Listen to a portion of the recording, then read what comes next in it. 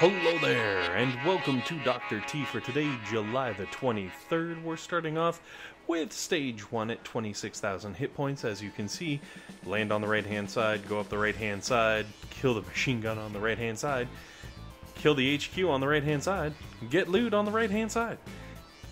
That's right, this is the right way of doing things. Moving on to Stage 2, with 38,000 hit points. On the HQ, there is a boom cannon. It has 3.5k, but you know what? That's okay because we're going to do things the right way. We're going to land on the right-hand side, go up the right-hand side, kill the defenses on the right-hand side, attack the HQ from the right-hand side, and get loot from the right-hand side. Starting to see a bit of a pattern here. Interesting.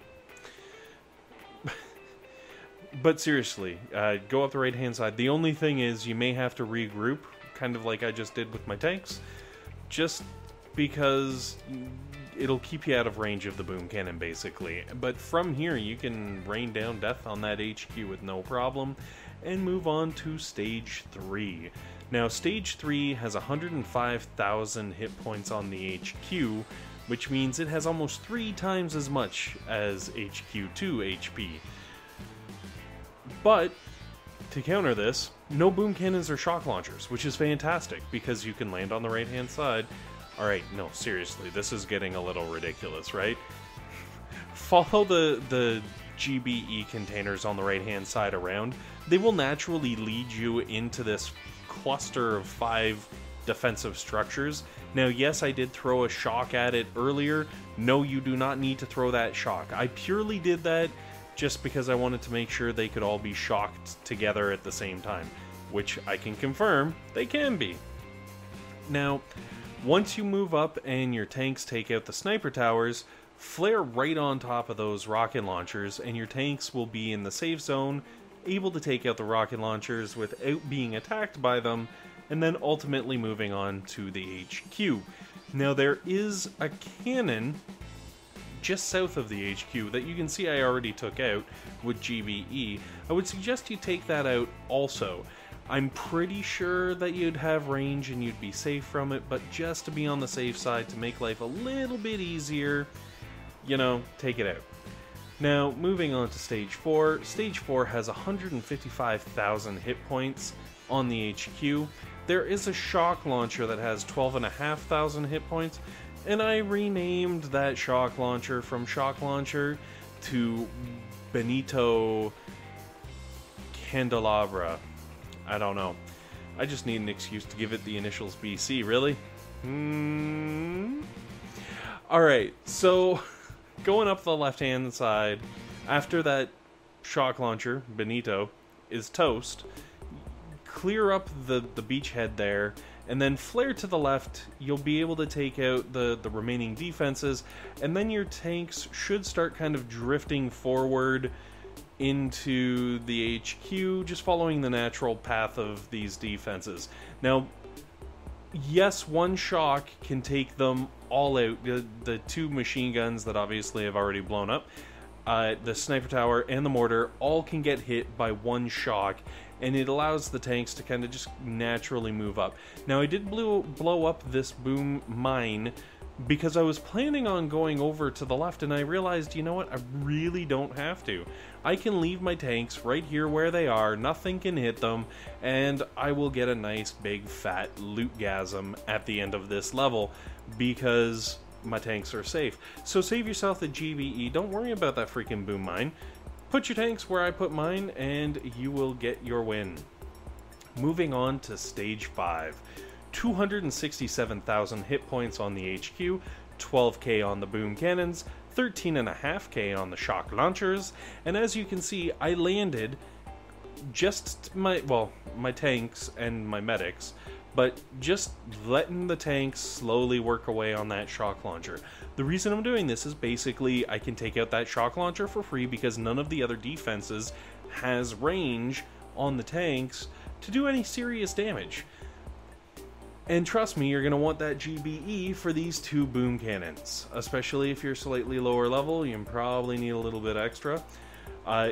Each of those bad boys has 12k hit points, which means that you're going to be throwing a lot into them. The good news is, once they're down, it's relatively clear to go right through the left-hand side.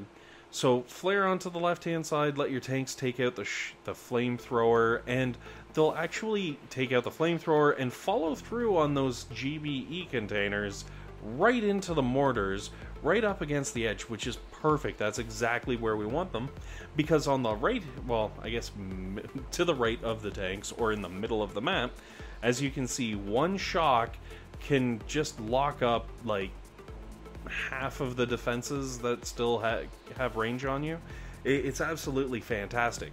So, let your tanks move up, throw out the shock bombs whenever you have availability. Hopefully 2 or maybe 3 will be enough to kind of get you through to that HQ.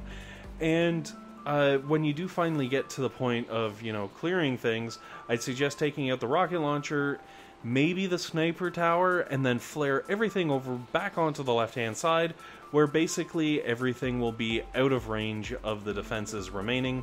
I'm just going to throw critters, but like you can use artillery, barrage, the tanks, whatever fits your play the best, and from here you should be able to take down 5 with no significant problems. And then we will move on to stage 6, which really, you know what? No. I'm not even going to call it stage 6. We're going to move on to stage 7. Why am I calling it stage 7? Because this is stage 7. 417,500 hit points on the HQ, 34,000 hit points on each of those boom cannons. Do you see all those boom cannons? Let's count them together. 1, 2, 3, 4, 5, 6. Alright, I can't sing the rest of the song, but I'm sure you guys know it. There are so many boom cannons, and they're so beefy. Ridiculously beefy. Like, roided up beefy. Huh. Alright, so as you probably saw, hopefully, from the landing, basically I smoked on the middle first, and then smoked on the outside second. The reason for, and then obviously like sent all my troops into the center there. The reason I did that is basically all the tanks are going to fill up in that little section of smoke, and then the medics, regardless of what side they landed on, will stand just outside underneath the smokes for a few seconds longer. The theory behind that is any rocket launchers or mortars or anything like that are going to launch right away once the tanks come out. It's going to hit the tanks, and then the medics are going to start healing from the sides, and they're going to be that much safer. You don't have to worry about their hit points, yada yada yada. And then from there, obviously, I started digging through that wall of boom cannon that was just absolutely absurd. Throw shocks and critters and whatever you have available to you to make it through that mess. Use it, because holy smokes, it is brutal. Because in with those crazy 34k boom cannons, you've got 2 regular cannons, and I know I'm calling them regular cannons, but they have over 20,000 hit points too. So do the flamethrowers, for that matter. It's beefy.